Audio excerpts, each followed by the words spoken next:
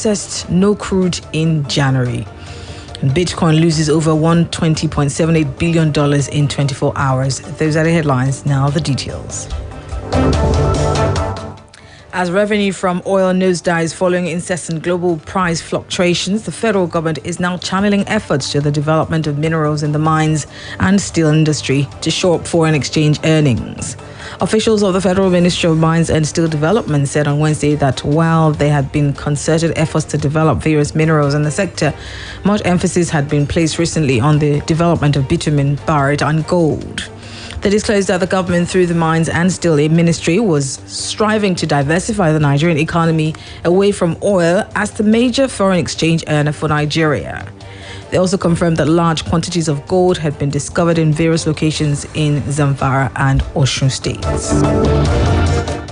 Now, in the aviation sector, the federal government has relieved hope of the new national carrier with a funding offer above $250 million nearly 3 years after its unveiling in London. The Ministry of Aviation, in a memo, disclosed that the private sector would avail the fund in line with the public-private partnership designed for the Nigeria Air. The national carrier is to replace the defunct Nigeria Airways that ceased operations in 2003.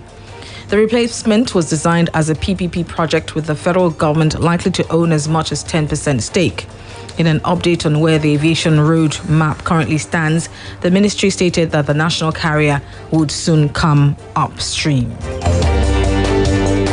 In agriculture, President Muhammadu Buhari has pledged that his administration would deploy every available manpower in dealing with bandits to prevent them from wreaking havoc on farms and food production in the coming planting season. Addressing newsmen at the State House, Abuja, shortly after observing the Eid al-Fitr prayers, the president stressed that the menace would be addressed for food security. The Nigerian leader, who hoped for a good rainy season, noted that the law enforcement agencies are working hard to regain confidence against bandits so that the farmers can go back to the land. We want people to go back to the land so that we can get enough food for the country and even export.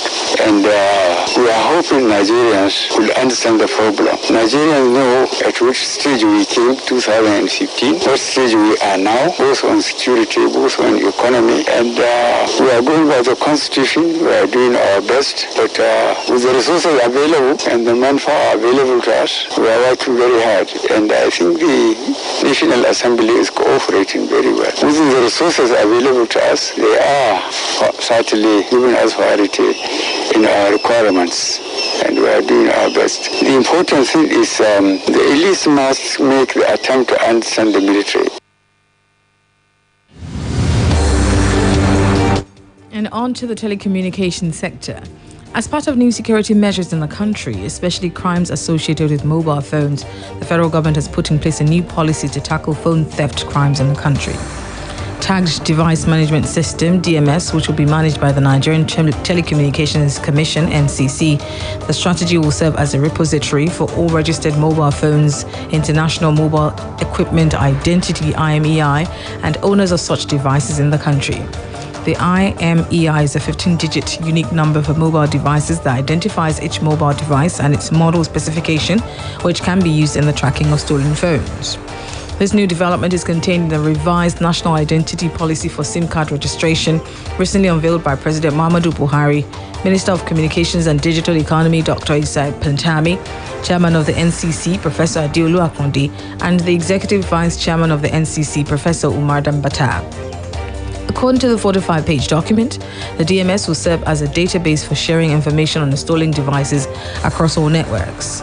The federal government explained further that this would help to curtail the counterfeit mobile phone market, discourage mobile phone theft, enhance national security, and protect consumer interest, amongst others. Now, the latest operations report of the Nigerian National Petroleum Corporation indicates that Nigeria's refineries under the management of NNPC could not refine a drop of crude oil amid concerns by the Nigeria Labour Congress over the comatose state of the facilities. In its most recent financial and operations report, the national oil firm stated that the Kaduna Refining and Petrochemical Company, Port Harcourt Refining Company, and Warri Refining and Petrochemical Company processed no crude oil in January this year. Although it attributed this to the rehabilitation of the facilities, findings showed that the refineries had remained dormant in terms of crude oil refining, as all through 2020 their cumulative capacity utilization was also zero. Commenting on the capacity utilization of the facilities for the first month of this year in its latest report, the oil firm said in January 2021 the 3 refineries processed no crude and combined yield efficiency is 0%, owing largely to ongoing rehabilitation works in the refineries. Further analysis of the report showed that the facilities also posted losses in the review month, recording a cumulative loss of 5.37 billion naira. And moving to banking. The Central Bank of Nigeria has said bank deposits rose by 6.95 trillion naira between February 2019 and February 2020. The CBN disclosed this in its report on some of the personal statements of members of the Monetary Policy Committee.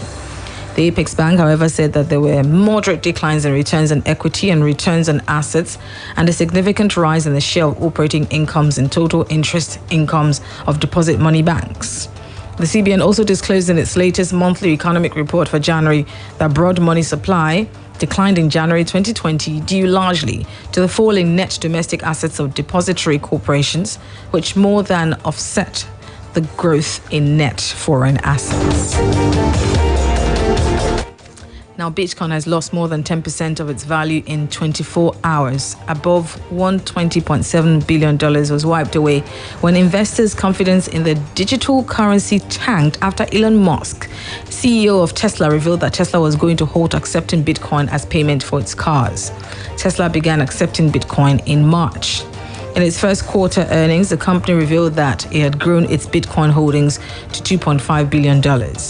According to a report on NBCnews.com, Bitcoin production is estimated to generate between 22 and 22.9 million metric tons of carbon dioxide emissions a year.